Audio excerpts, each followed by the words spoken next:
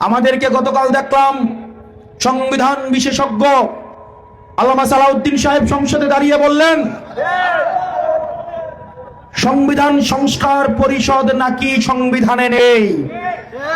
জনাব সালাউদ্দিন সাহেব, 2026 সালে বাংলাদেশে আপনার থাকাও সংবিধানে ছিল না। বর্তমান সংবিধান অনুযায়ী বর্তমানে আপনার থাকার কথা ছিল শিলংয়ের রেস্ট হাউসে, আপনার দলের প্রধানের থাকার কথা ছিল লন্ডনে, আপনার লক্ষ লক্ষ নেতাকর্মীর থাকার কথা ছিল জেলে, লক্ষ লক্ষ নেতাকর্মীর থাকার কথা ছিল ধানক্ষেতে। যারা রাস্তায় নেমে এসেছিল তারা সংবিধানের বিরুদ্ধে রাস্তায় নেমে এসেছিল। যদি সংবিধান মানতে চান তাহলে এই নির্বাচন হওয়ার কথা ছিল 2029 সালে। সংবিধানের অর্ধেক মানবো আর অর্ধেক মানবো না, এটা হতে পারে না। সংবিধানের যেটুকু আপনাদের পক্ষে যায় আপনারা শুধুমাত্র সেটুকুই মানছেন, আর যেটুকু জনগণের পক্ষে যায় আপনারা সেটার বিরুদ্ধে অবস্থান নিচ্ছেন। মনে রাখবেন, আলেম ওলামারা আপনাদেরকে মাফ করবে না, রিয়াকুব আপনাদেরকে মাফ করবে না, ওয়াসিম স্নিগ্ধরা আপনাদেরকে মাফ করবে না। আপনারা তাদের রক্তের উপরে দাঁড়িয়ে আজকে মন্ত্রী হয়েছেন, এবং মন্ত্রী হয়ে তাদেরকে আপনারা ফার্মের মুরগি বলছেন। আপনাদের সন্তানরা বিদেশে নিরাপদে ছিল, আপনাদের সন্তানরা রাস্তায় নামে নাই, আপনাদের সন্তানরা বিদেশে নিরাপদে জীবনযাপন করেছে। অন্যের সন্তানের রক্তের উপরে দাঁড়িয়ে বাংলাদেশের মানুষের সাথে আপনারা প্রতারণা করতে পারেন না। প্রিয় সিরাজদি খানবাসী, অভ্যুত্থানের পরে আমরা দেখেছি অন্তর্বর্তীকালীন সরকারের সময়ে যে আইন শৃঙ্খলা পরিস্থিতি ছিল, বর্তমানে সেই আইন শৃঙ্খলা পরিস্থিতি আরো বেশি নাজুক হয়েছে। আমরা দেখেছি থানায় ঢুকে পুলিশকে পিটিয়ে আসামিকে ছিনতাই করে নিয়ে যেতে। স্বরাষ্ট্রমন্ত্রী উনি শুধু স্বরাষ্ট্রটাই বুঝেন না, ইতিমধ্যে ইতিহাসের সবচেয়ে ব্যর্থ স্বরাষ্ট্রমন্ত্রী হিসাবে উনি ইতিহাসে নাম কামিয়েছেন।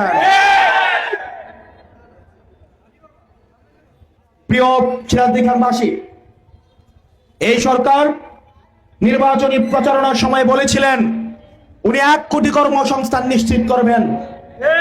1 কোটি কর্মসংস্থান 60 মাসে যদি নিশ্চিত করতে হয়, প্রত্যেক 1 মাসে 1.5 লাখ কর্মসংস্থান, এই 6 মাসে 9 লাখ কর্মসংস্থান হওয়ার কথা ছিল।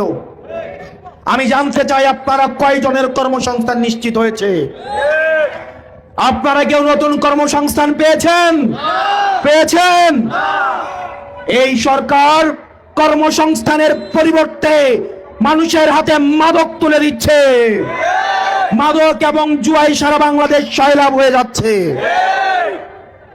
এই সরকারকে স্পষ্ট করতে হবে, তারা যদি আইন শৃঙ্খলা, এই যে ল অ্যান্ড অর্ডার সিচুয়েশন, তারা যদি কন্ট্রোলে না আনতে পারে তাহলে তাদের বিরুদ্ধে এই জনগণ আবার রাস্তায় নামবে।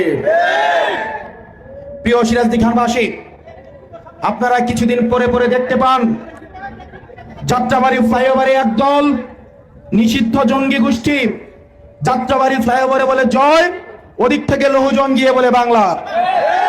এই মাঝখানের পুরো অংশটা দৌড়ের উপরে থাকে।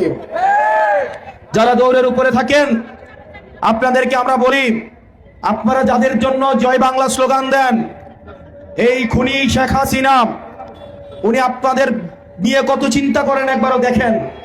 উনার নিজের ছেলে হচ্ছে আমেরিকান সিটিজেনশিপ, উনার নিজের মেয়ে হচ্ছে কানাডার সিটিজেনশিপ, উনার আপন বোন হচ্ছে ব্রিটেনের সিটিজেনশিপ, উনার বোনের ছেলে হচ্ছে ব্রিটেনের সিটিজেনশিপ, মেয়ে হচ্ছে ব্রিটেনের সিটিজেনশিপ। উনার বংশের একজনও বাংলাদেশী নাগরিক না। আপনারা মনে করেন উনি হচ্ছে দেশে আসবেন আপনাদেরকে বাঁচাতে? উনি যদি দেশে আসতেনি, উনার ছেলেদেরকে, উনার মেয়েদেরকে, উনার পরিবারকে উনি আগস্টের শুরুতেই বিদেশে পাঠিয়ে দিতেন না। কর্মীদেরকে বিপদে রেখে উনি এভাবে পালিয়ে যেতেন না। মনে রাখতে হবে, যে পালিয়ে যাবে না বলে পালিয়ে যায়, সে আসি বলে কোনোদিন আসবে না। সে যদি আসতেই হয় তার সন্তানদেরকে দেশে এসে বলেন জয় বাংলা স্লোগান দিতে। আর যে আসবে সে এরকম টাইম টেবিল দিয়ে দেশে আসে না, সে আসলে এখনই আসতো। আমরাও চাই ডিসেম্বরে না, যদি হিম্মত থাকে আগামীকাল দেশে আসে।